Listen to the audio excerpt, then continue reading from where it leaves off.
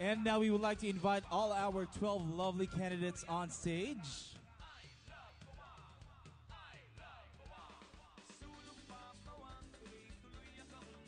At this juncture, it's time for us to check if the girls are not just plain beauty tonight.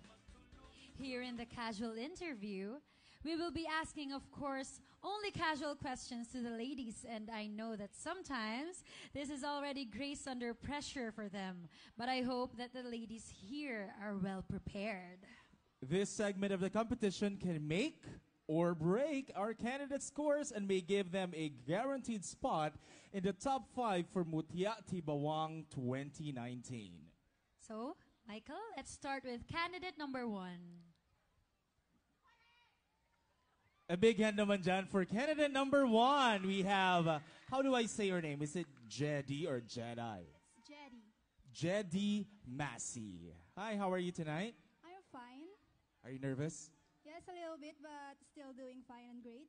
Wow, I could actually sense that energy and confidence within her. Okay, so as I was roaming around earlier, I actually asked Benedict right over there. I can still remember his name, but I can still feel the festivities. So if I may just ask you, since this is a very light segment, what is the best Christmas gift that you have ever received? So the best Christmas gift that I have ever received last Christmas is that the love and support of my family. It was just my first time to appreciate or showcase my love and care for my family since I am belong to a family which is a broken family. This last Christmas, I was able to show how I love them, show how much I care for them, show how much I appreciate their sacrifices they made for me. Thank you.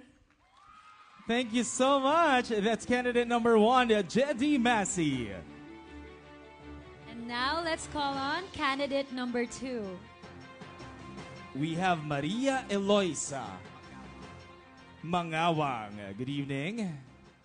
So, ngayong gabi, tatanungin kita, who inspires you? The person that really inspire me the most is my mother, because as I grow up, she really is a real woman, and the real woman makes her decision in life. She doesn't follow, but she leads. She's always about accomplishing goals and never settle for anything less, because she is a woman, a mother, and nothing more. And in the future, I would really like to really be like her in the future. Thank you. Thank you very much. Candidate number 2. Of course, all our inspiration is our mothers. Yes. And I would like to greet my mom watching via Facebook Live in Canada. Good evening, Mommy. And my mommy right over here in the audience. Now let's move on to our candidate number 3, Geraldine Acosta. Beautiful. Hi, good evening to you, Geraldine. Hi, good evening. How are you feeling right now? I'm a little bit of nervous, but I'm so very happy for tonight, for being here in Mutia 2019. Okay, I want your how do you say that? Co-Bawangeños to know a little more about you. If I may just ask you, Eloisa, or Geraldine rather, are you taken? No. Oh, you're single right now. Yes. A simple question. What is the best qualification or characteristic that a guy should possess for him to be able to win your heart? Actually, for me, it's not necessary to meet those standards, but also for making, loving me and being happy for being him. That's all. That's a good answer. Thank you so much. Candidate number 3. Thank you so much. Wow, diba? Kill the standards. So you just have to be yourself. Being yourself is the most wonderful thing that you can show to other people. Exactly. Yes. And now, let's call on candidate number 4. We have our lovely candidate number 4, Miss Grace Castillo. Who among the foreign or Filipino celebrities you admire the most and why? Foreign Filipinos. Foreign or Filipino? I admire the most is Miss Marian Rivera because she's very beautiful and confident. And I can say that I am just like her because I am very confident to show to you that I am here and I became part of Mutia Bauang 2019. Thank you. Thank you so much, candidate number 4. Yan, Marian Rivera daw ang kanyang idol. Yes, of course, si Ate Marian marami din niya nagawa and really, it really shows her confidence sa lahat ng ginagawa niya at nag-excel siya doon. Yes, the very good, the better half of Kuya Dong Dantes. Now let's move on to our Binibini 5, Eunice Samson. Good evening to you, Eunice. How are you? I'm good. If I may just ask you, do you have a pet? Pet? May alaga ka bang aso? Yeah, I have. What kind of pet do you have? Dog. A dog. Does it have any breed? Yeah, it's Japanese Shih Tzu. So, Spitz, should say. oh, anong name ng dog mo? Ruru. Ruru. Ruru. Yeah. Ruru. Yes. Oo, may kapangalan. Ruru Ruru Madrid Madrid. daw. Pinangalan mo ba yan kay Ruru Madrid? No. Actually, I named my pet Ruru because of my boyfriend. Ah, is the boyfriend here tonight? Anong message mo muna kay Ruru boyfriend? Ruru. Just stay put and support me. Thank you. Yan, just stay put and support it. But that is not the question for you tonight. My question is, if you were an animal, what kind of animal would you be and why? Okay, as I said a while back, I would become a dog. Because we all know that a dog is faithful and loyal to his or her owner. Because if you have a dog, he will never leave your side, just like me. I have a best friend, and whenever we face consequences and challenges in life, I never leave her side, and I stay faithful to her because I love her. Thank you. Very good. Thank you so much for giving that answer. Candidate number 5. Yes, next up is candidate number 6. We have Amira Ramirez. Hello, Amira. You are stunning. How are you tonight? I'm good, but a little bit nervous. You should just relax and breathe more. Yan. And ito, simple question lang. Bukod dito sa pagsali sa pageants, gustong malaman ng lahat kung anong ginagawa mo on your spare time. On my spare time, I always surfing in the internet. As a millennial, we all know that we are all using Facebook, but we need to use Facebook in a proper way, not bashing other people. That's all. Thank you. That's a nice answer. Thank you. Thank you so much, candidate number 6. Actually, lahat tayo dapat aware tayo sa pinopost natin sa social media, and we should have social media responsibility. Yes, we have to utilize social media in the right way, right? And now let's move on to our candidate number 7, Maricar Cabiles. Hello.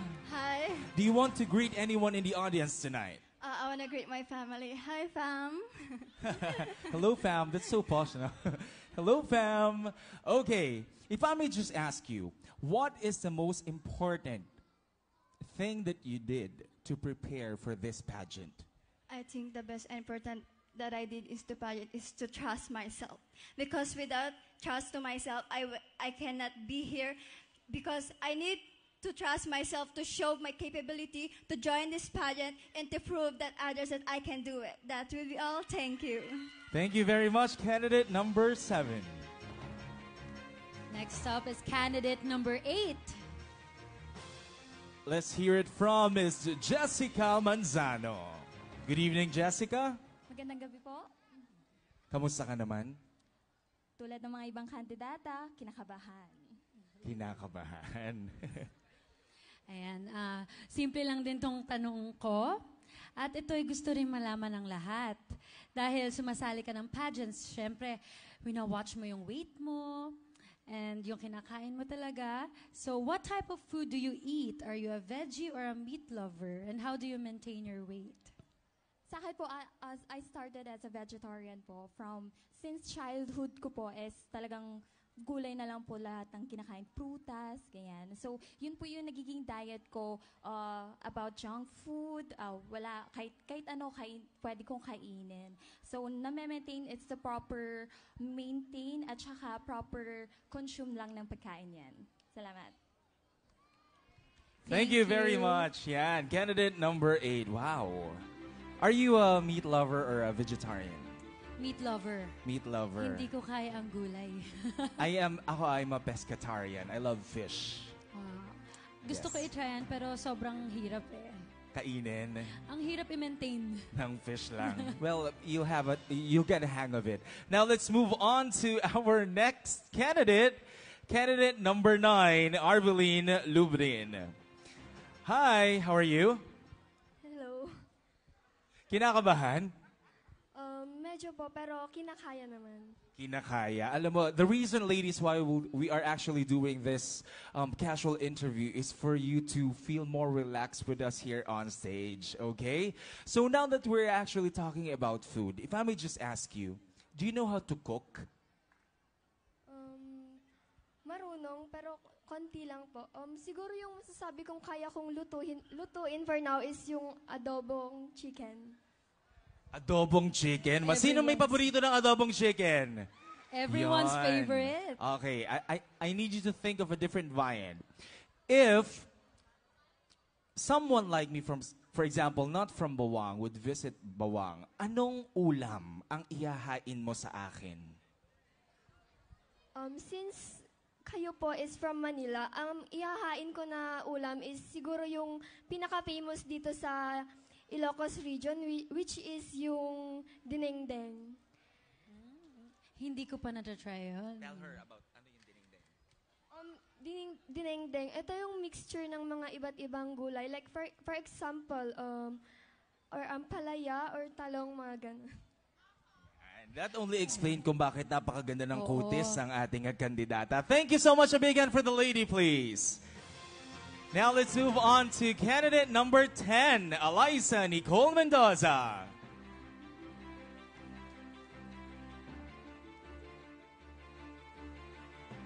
As Eliza, how are you feeling tonight? I'm very nervous, but I'm happy to be here. Speaking of happy, ano yung pinaka-memorable and happy moments mo na na-experience mo dito sa competition? The most memorable is the bond between all of us here, all of the candidates and the casts. We always laugh together, we tell stories, and then we always help each other so that we could support each other even though it's a competition. It's a friendly competition. And that's very heartwarming for me. Napakaganda. Yun ang maganda sa mga competition na to. Yung nalalaman mo na lahat sila nagtutulungan. Thank you for that wonderful answer. Thank you so much. Now let's move on to our next candidate. Candidate number 11, Dimple Martin. Oh, that's you. Hello, Dimple. How are you? I'm actually very nervous, but I'm convincing myself that I'm perfectly okay. You are perfectly awesome tonight. You know what? I'll tell you a little story. Earlier, while we are trying to solve them, I was roaming around and I saw your cousin right over there raising his... Pakita mo! Yan! So, very supportive family. May message ka ba for them? I actually do have a message for them. Thank you for not just saying for me to dream big, that to get the crown, but thank you for saying that for me to dream deep, because they wanted me to join this pageant because I need to ingrain social awareness to all the Bawangeños and not just steal the crown tonight, but to be a leader as well. Wow. I haven't asked a question yet. You haven't asked a question, okay. All right. So if I may just ask you, do you have a sibling? I do have a brother. You have a brother, younger or older? Younger. What are the best things that you think you've taught your younger brother? I've always taught my brother to have empathy towards humanity. Because to be able to understand the world better, to be able to understand other people better, you have to be in someone else's shoe. You have to befriend people with different statuses and different languages for you to understand them. And if you have the empathy towards humanity, you actually share success to your community. You actually contribute success to the community.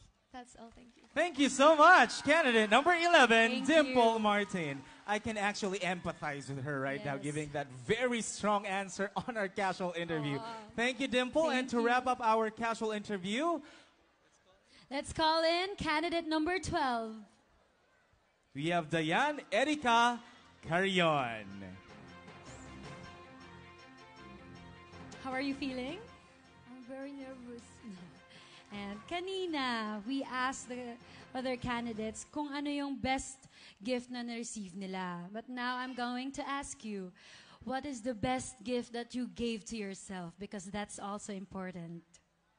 For me, joining this pageant is the best gift ever in my life because this is my first time. And for me, I will doing my best is the best gift because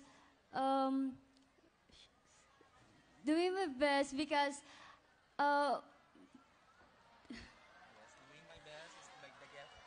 the best gift ever in my life and to boost my self-confidence. Thank you. Thank you very much, Thank our you. candidate number 12. Ladies and gentlemen, that completes our casual interview. A big hand for the ladies, please. Thank you so much, ladies.